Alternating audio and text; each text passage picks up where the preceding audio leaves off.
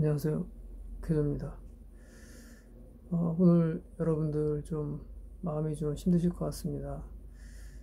장 초반에 제가 아까 들어가 보니까 미국 증시가 많이 하락하고 있던데, 오늘은 그래서 이제 미국 주식 시장이 버블인가 라는 주제로 좀 얘기를 나눠볼까 합니다. 저도 지금 미국 주식에 투자하고 있다 보니까 뭐 이렇게 하락을 하게 되면 기분은 좋지는 않죠. 하지만 뭐 그렇게 크게 개의치는 않습니다. 좀 여러분도 좀 담담해질 필요가 있는데 뭐 그렇다고 해서 마냥 낙관하고만 있을 수는 없겠죠. 오늘 FOMC에서 제롬 파월이 2023년까지 금리를 제로 금리를 유지하겠다라는 아주 강력한 포워드 가이던스를 제시를 했습니다. 이전 영상에서 제가 이제 설명을 드렸는데 현재 연준에서 금리를 올릴 수 있는 상황이 아닙니다. 자칫하다가는 그 예전에 이제 1929년 대공황 때 또 2008년에 그 리만 사태처럼 금리를 잘못 올렸다가 정말 장기화된 경기 침체가 올 수가 있습니다. 충분히 이제 예상은 가능했던 어떤 결정이었는데 그래도 만약에 혹시라도 그 제롬 파월이 뭐 금리를 상향한다는 그런 발표를 만약에 오늘 했다라고 가정을 하면 아마 그 여러분들의 계좌는 막 한없이 고꾸라졌을 겁니다. 어떻게 보면 다행스러운 지금 결과이고요. 다만 이제 우리가 이제 좀 생각을 해봐야겠죠. 당장은 제로금리를 뭐 2023년까지 유지를 한다라고 말은 연준에서 발표는 했는데 과연 이게 가능한 일인지에 대해서는 저는 좀 더 다른 시각을 좀 갖고 있습니다. 현재 이제 미국에서 4차 부양책까지 그 양적 완화를 시켰죠. 경기부양책으로 4차까지 지원을 했는데 5조 달러가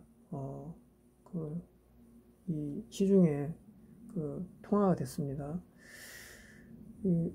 이제 연준에서 유동성을 5조 달러를 지금 양적 완화를 시켰는데 그 5조 달러라는 금액이 예를 들자면 일본의 1년치 GDP의 양과 같습니다. 국민 총 생산이죠.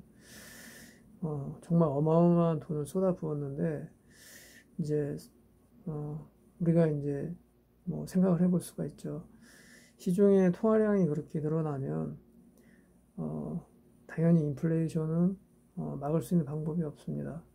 지금 현재도 미국의 물가가 지금 많이 치솟고 있고 과연 뭐 제롬 파월이 일단 그렇게 발표는 했지만 인플레이션 미국은 이제 기축통화국 나라다 보니까 인플레이션이 올라가는 거를 어느 정도는 수출을 할 수가 있습니다. 그러니까 달러가 그 해외에서도 쓸 수 있는 돈이다 보니까 뭐 무역을 할 때도 이들은 이제 달러로 사죠. 그리고 또 뭐 예를 들어서 우리나라의 삼성전자 주식을 산다. 그러면 미국 같은 경우 그냥 달러로 사죠. 기축통화니까. 그렇기 때문에 이제 자신들의 통화를 외국으로 이렇게 보내면서 인플레이션을 수출할 수가 있는데 거기도 이제 한계는 있겠죠. 이제 물가가 계속 오르고 화폐 가치가 뭐 떨어지게 되면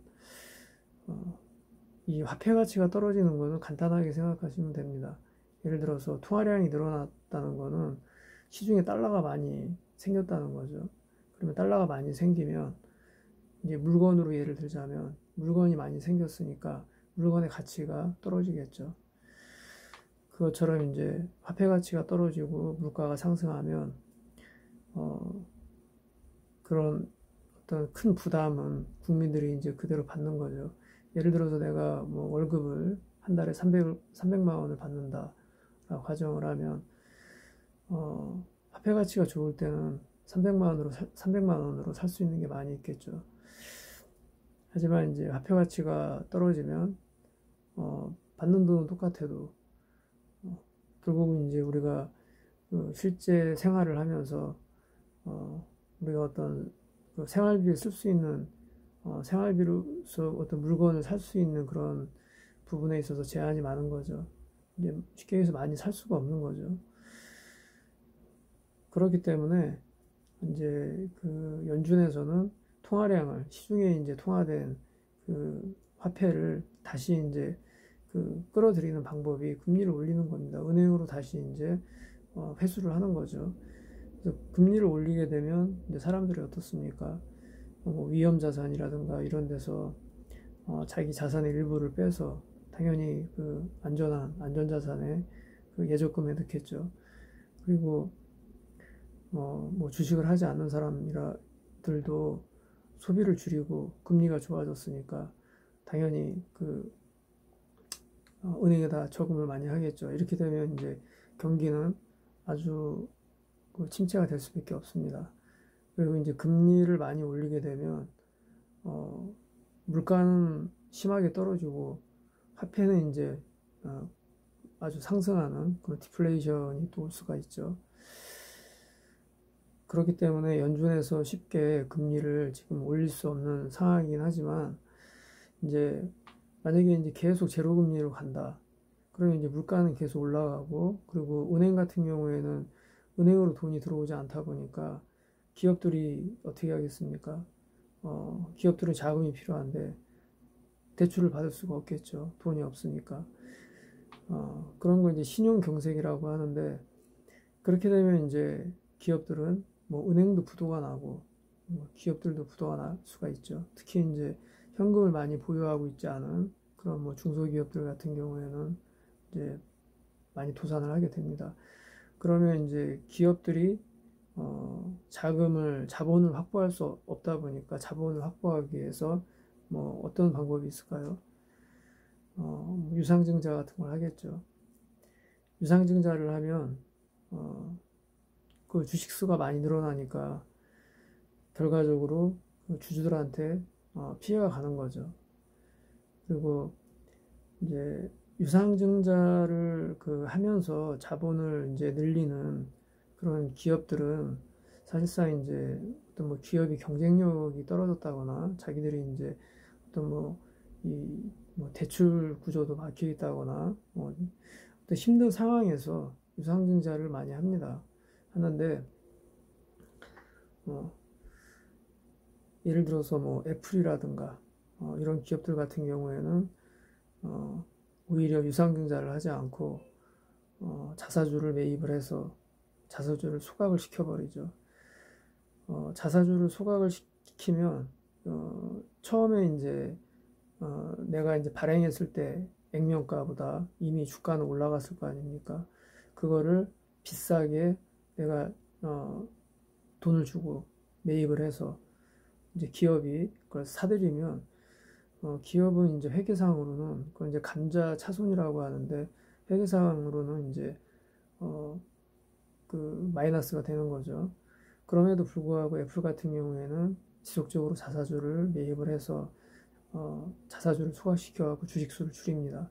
그렇게 되면 주주분들에게 배당금을 더 많이 줄 수도 있고요.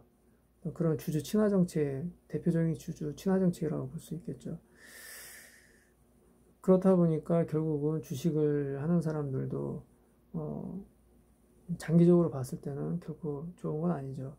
하지만 이제 지금 금리를 만약에 뭐 제롬 파월이 바로 뭐 오늘이라도 뭐 얼마라도 올리겠다라는 발표를 했다고 하면 아마 주가가 엄청나게 떨어졌을 겁니다. 지금 떨어지는 속도보다 훨씬 많이 떨어졌을 거고요. 그래서 제가 여러분들한테 이제 주식을 잘하기 위해서는 어떤 기업에 대한 종목에 대한 어떤 그런 분석만 하는 게 중요한 게 아니라 경제 구조라든가 내가 지금 투자를 해야 되는 시점이 맞는지 아니면 투자를 지금 멈춰야 되는 상황인지 아니면 극단적으로는 내가 손절이든 익절이든 주식을 팔고 일단은 내가 현금화를 시켜야 되는 건지 그런 것들은 여러분들이 좀 시장을 읽을 수 있어야 됩니다. 그렇지 않고 막연하게 어떤 기업만 쫓다 보면은 자칫 그 시장이 무너지면서 동반 하락하게 되면 특히 이제 제가 많이 이제 강조드렸던 것 같은데 절대로 내 그 증권 계좌에 상환해야 될 대출이 끼어 있어서는 안 된다. 정말 자칫하다 패가 망신할 수 있다. 그런 말들이 그런 걷잡을 수 없는 하락장에서 어떻게 대처할 수 있는 방법이 없습니다. 뭐 예를 들어서 뭐 10% 마이너스 10% 떨어졌을 때 내가 만약에 좀 욕심을 줄이고 나는 10%만 손해보겠다 하고 나올 수 있다면 상관이 없겠지만 특히 대출을 받으신 분들은 10% 손해도 큰 본인들한테 데미지다 보니까 계속 희망적인 생각을 하면서 매달리게 됩니다. 그러다 보면 결국은 어떻게 됩니까? 일반적인 그 수치를 이렇게 제가 전에 지표에서 봤는데 대부분 다 마이너스 30% 정도에서 더 이상 견디지 못하고 손절을 하고 나오게 되는데 사실 최악의 상황이죠. 그런데 이제 자기 시드머니로 그 투자를 하신 분들은 일단 버틸 수가 있죠.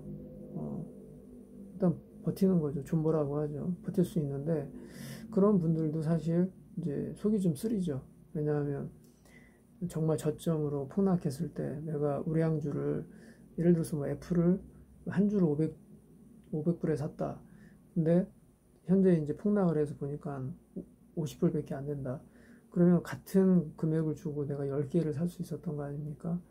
그런 거에 대한 이제 배가 좀 아플 뿐인데 하지만 버틸 수가 있죠.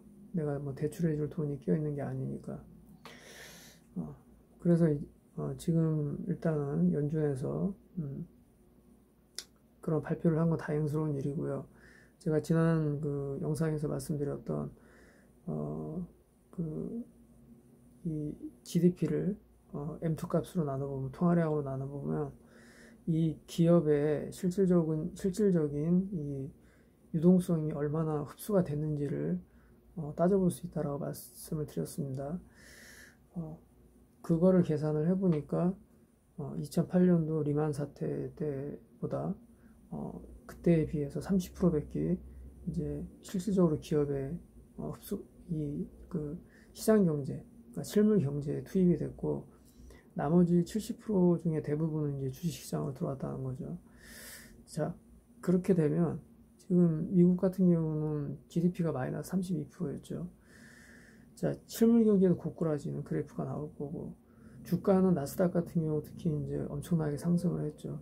자, 그 간격이 제가 버블이라고 말씀을 드렸죠.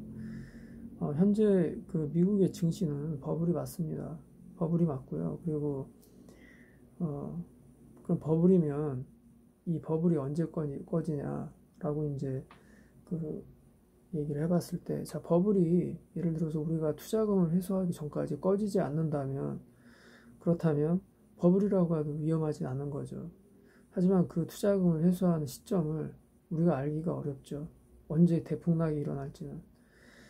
근데 이제 기본적으로 과거의 이제 사례들을 보면 과거에 이제 많은 버블들이 있었죠.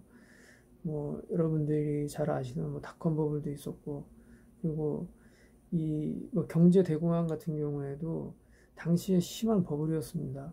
버블이었고 주가가 엄청나게 호황을 진짜 돈 놓고 돈 따먹기 식의 그런 호황이었지만 결국은 실물 경제가 바닥이 나고 연준에서 그 콜금리를 막 9% 이상 올리면서 인플레이션을 잡으려고 하다 보니까 이제 주식시장에서 이제 모든 투자자가 빠져나가면서 대폭락이 왔는데 그렇게 실물 경제가 받쳐주지 않는 이 버블들은 결과적으로는 무너지게 돼 있습니다. 무너지지 않을 수가 없죠. 때문에 그러면 이제 버블은 어느 정도 갈 것이냐, 어느 정도 선에서 이게 무너질 것이냐, 그 시점은 언제냐라고 생각을 해보면 그거를 정확하게 우리가 알 수 있는 방법은 없죠. 다만 이제 역사적으로 봤을 때 버블이라는 그게 이제 가시화가 됐을 때는 대부분 다 뭐 최소 2, 3년은 버블이 이어지더라. 그러니까 버블이 폭락하지 않고 이어지더라는 그런 그 과거의 그런 지표가 있습니다. 자, 나스닥은 이미 12년 전부터 지금까지 12년 전부터 지금까지 보면 12년 전에도 이게 버블이냐라는 얘기가 나올 정도로 지금 계속 우상향하고 있었습니다. 그러다가 이번에 팬데믹 3월에 대폭락을 하면서 이제 정말 그 무슨 절벽을 올라가듯이 가파르게 이제 치솟아 올라갔는데, 제 생각에는 뭐 이런 상승장은 다시 올 거라고 생각하지는 않습니다. 이미 이제 상승장이 많이 꺾였는데, 어제 이제 CNBC 인터뷰에서 그 블랙스톤의 부회장 토니 제임스가 이렇게 얘기를 했죠. 우리가 주식시장에서는 향후 10년은 잃어버린 세월이 될 것이다. 그리고 금리 역시 몇 년 안에 그 정상 수준에 도달할 것이다. 그 얘기가 무슨 얘기냐면 10년 동안에 주가가 거의 오르지 않는다. 그러니까 이 블랙스톤의 부회장 얘기는 이미 이제 이 팬데믹 때 이 주가에 대한 뭐 4차 산업의 어떤 기대감 이런 거에 대한 10년치, 5년치 프리미엄이 주가에 다 지금 묻어 있다는 얘기죠. 그리고 주식시장 그 금리도 이제 뭐 인플레이션을 견디는 데 한계가 있으니까 몇 년 안에 정상 수준으로 상승한다. 또 인플레이션이 그렇게 심한데 금리가 계속 이제 제로 금리를 유지한다는 거는 그거는 사실 불가능한 거죠. 불가능하다라고 할 수 있습니다.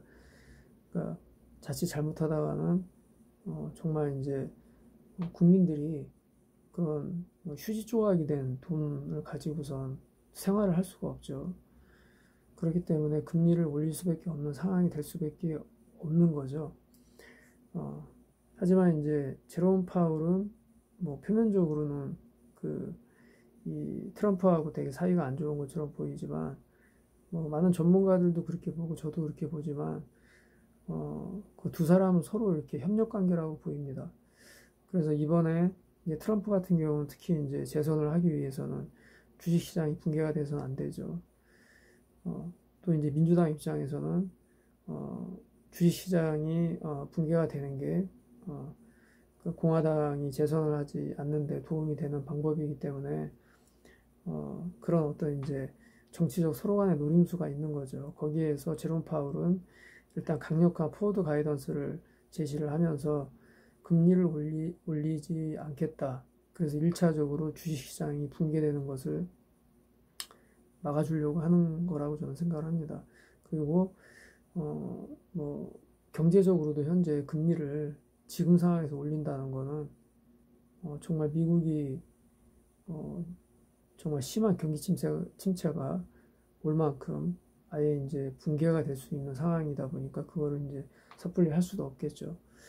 또 여러 가지 측면에서 얘기를 해볼 수 있겠는데, 오늘 제가 말씀드렸던 그 주제 버블은 미국은 당연히 버블입니다.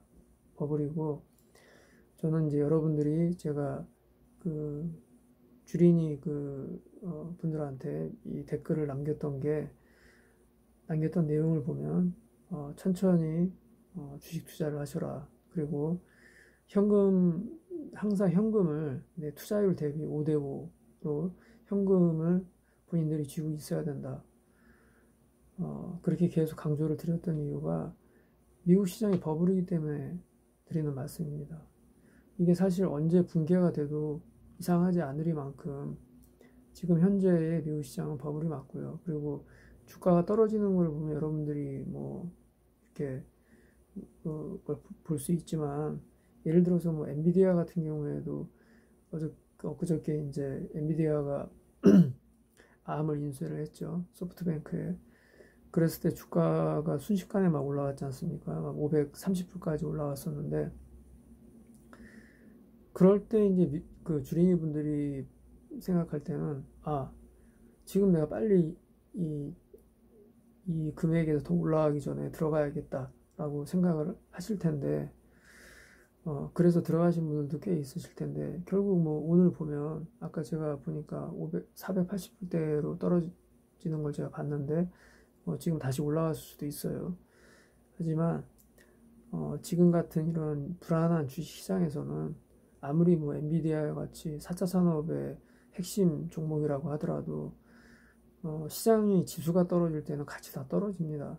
왜냐하면 그 지수가 떨어질 때는 일반 개인 투자자들이 돈을 빼기 때문에 떨어지는 거는 아니고요. 그 기관에서 돈을 빼는 겁니다. 불안하거나 예를 들어서 또 뭐 실제로 이제 어떤 그 기관에서 판단을 하겠죠. 아, 지금은 아무래도 위험하다라고 생각하면 돈을 빼는 거죠. 그리고 세력들이 있지 않습니까? 예를 들어서 뭐 손정희 회장 같은 그런 뭐 옵션 거래를 한다거나 뭐 사실 뭐 손정희 회장 그런 사람은 아닌데 정말 헤지펀드들이나 하는 그런 거를 이번에 했죠. 그리고 또 뭐 공매도 세력들 이런 세력들에 의해서 주가를 하락시키는 그런 경우가 있는데 뭐 지금처럼 그런 경우에는 뭐 어떤 주식 특히 이제 강력한 주식들은 다른 종목들이 하락하더라도 오히려 상승을 하거나 아니면 제자리에 있거나 하지만 지금처럼 지수 자체가 아예 불안한 상황에서는 아무리 내 종목이 뭐 초우량주라고 하더라도 다 떨어지게 되어 있습니다. 그렇기 때문에 이 현금을 항상 투자를 자꾸 습관적으로 시장에서 어떤 위험 신호를 시그널을 계속 주고 있는데 내가 투자 행위를 멈추지 못하고 계속 습관적으로 지금 저점이니까 이 분할 매수 원래 주식은 저점에 사는 거야 분할 매수 들어가고 그렇게 할 지금 상황이 아니라는 얘기죠. 제 얘기는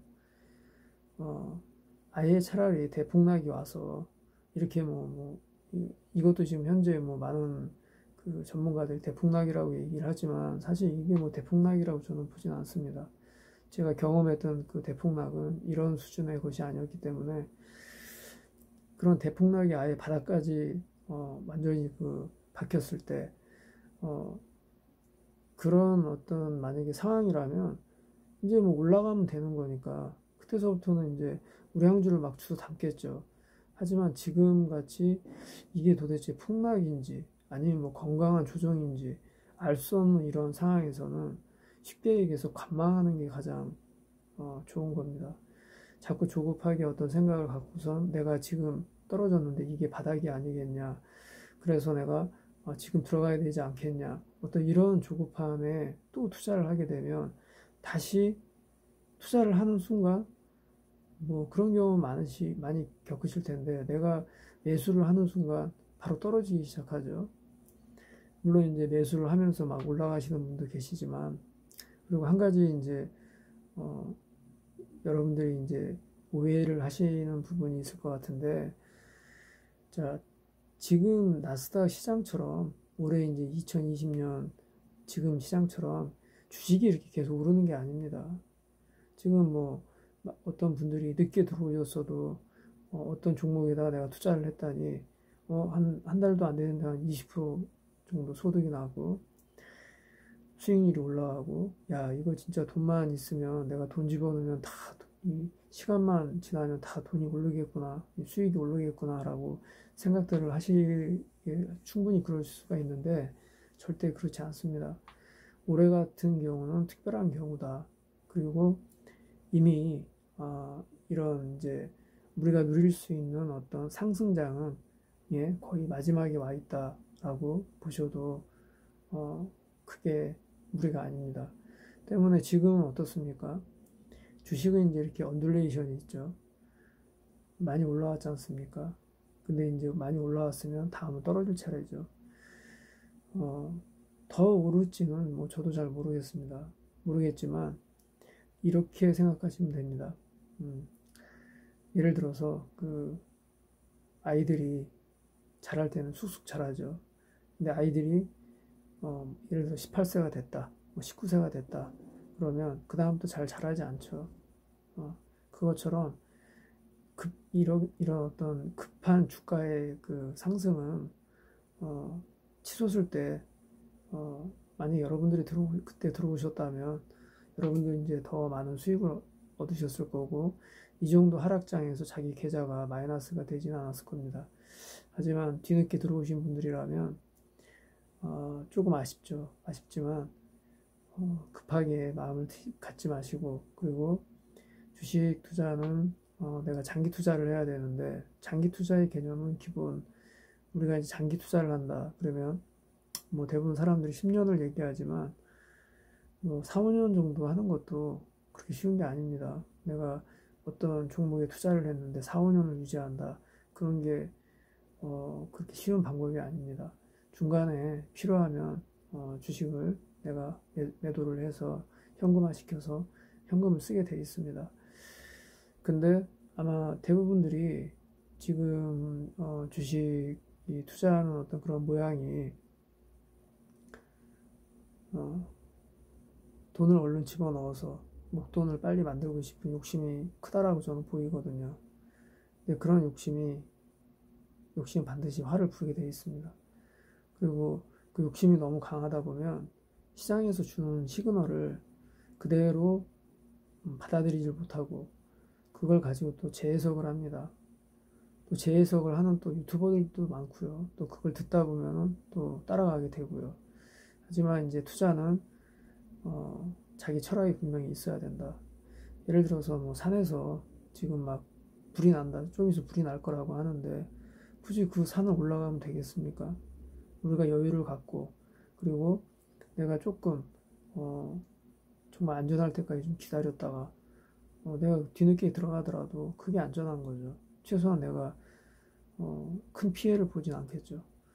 그것처럼 주식 투자는 너무나 이제 뭐 금방 내가 어떤 큰 부자가 되겠다, 어떤 그런 생각을 가지고선 성급하게 지금 하시면 안 되고요.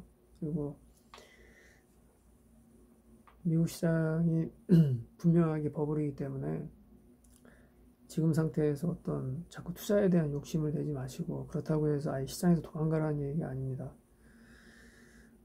그리고 예전에 그 조지 F 케네디라는 존 F 케네디의 그 아빠죠. 아빠가 그 이제 주식을 참 잘했던 분이죠.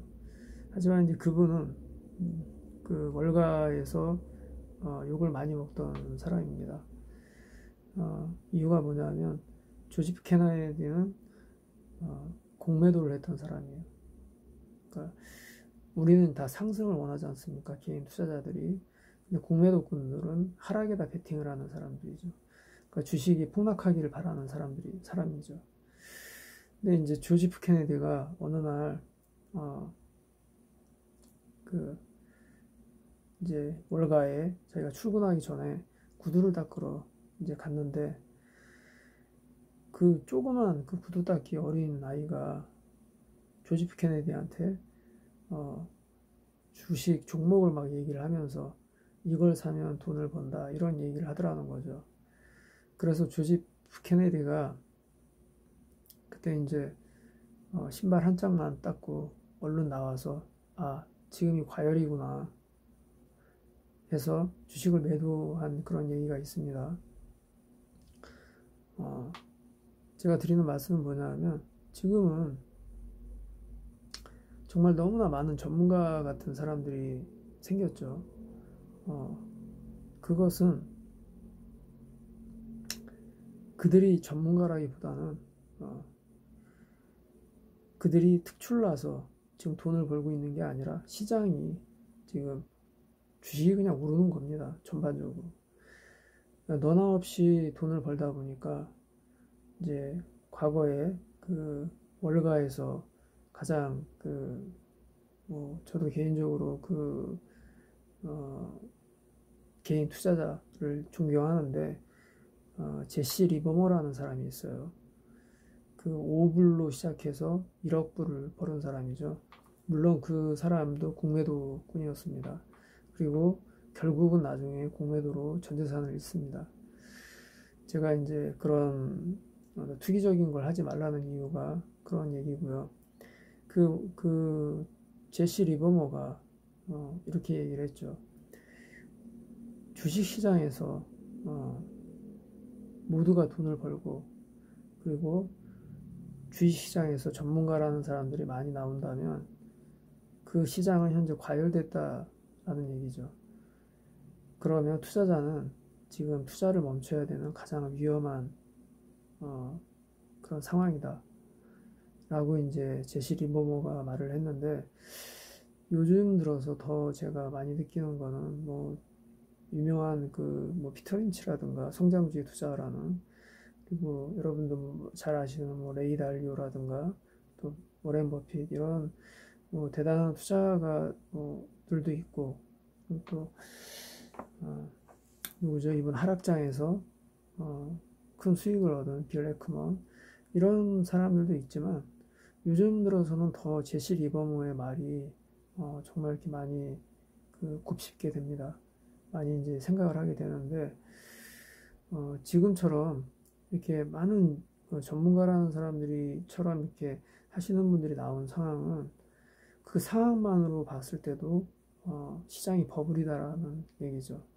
그럴 때는 여러분들이 주식 투자에 대해서 조금 이렇게 욕심을 좀 내려놓으시고, 그리고 조급한 마음을 버리시고, 어쨌든 뭐 여러분들 나이가 예를 들어 30이 됐든 40이 됐든 지금까지 살아오시면서 주식을 모르고 주식에 대해서 아예 투자를 안 하신 분들이지 않습니까?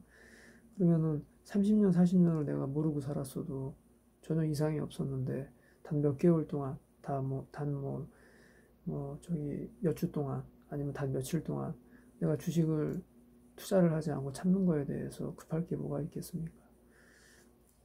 제가 계속 이제 말씀드렸던 것 중에, 현금 비중을 5대5로 갖고 계셔라.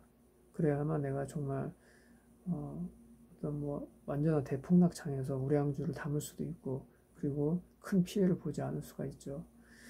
아무리 본인이 멘탈이 좋은 사람도 정말 뭐 리만 사태나 이 IT 버블처럼 그렇게 주식이 대폭락을 하면, 물론 이제 대출을 갖고 계신 분들은, 정말 어떤 분들은 자살을 하시는 분들도 계시고 한데, 그렇지 않은 그냥 자기 시드머니로 투자를 하신 분들도 괴롭습니다. 그러니까 그 모든 시작은 욕심에서 있는 거니까, 지금처럼 시장이 계속 위험하다라는 시그널을 줄 때는 투자를 잠시 멈추시고 관망을 하세요. 그리고 예를 들어서 뭐 주가가 좀 반등을 했다 그러면 일부 매도를 하셔가지고 익절을 좀 하셔서 현금화를 시키시기 바랍니다. 다행히 오늘 이제 제롬 파월이 아주 강력하게 포워드 가이던스를 제시를 하면서 2023년까지 제로 금리를 유지하겠다, 이런 어떤 뭐 발표를 했으니까, 정말 그 악재는 잠깐 벗어난 겁니다. 오늘 좀 주가가 좀 떨어지더라도 진짜 큰 악재가 올 수 있던 거를 그래도 이 정도에 선방했다라는 마음으로 좀 편안하게 마음을 가지시고, 오늘 떨어졌으니까 내일은 올라가겠지 라고 좀 생각을 하시기 바랍니다. 미국 증시가 버블은 맞는데, 버블이 꺼지기 전까지는 우리가 그 버블의 수익을 내면 되는 거니까, 뭐 당장 뭐 내일 막 대폭락이 온다, 뭐 저는 그렇게 보진 않아요. 대폭락이 오더라도 아직까지 시간은 좀 있기 때문에, 그 시간 동안에 여러분들이 욕심을 좀 버리시고, 투자 행위는 잠시 멈추시고, 그리고 좀 반등장이 오면 그때 내 주식 일부를 매도를 해서 자꾸 꼭대기까지 수익을 내려고 하지 마시고, 익절을 해서 반드시 현금화를 시켜서 갖고 계시는 게 여러분들한테 제가 드리고 싶은 말씀입니다. 자, 오늘은 여기까지 방송을 하고요. 어쨌든 좋은 밤 되시기 바랍니다. 감사합니다.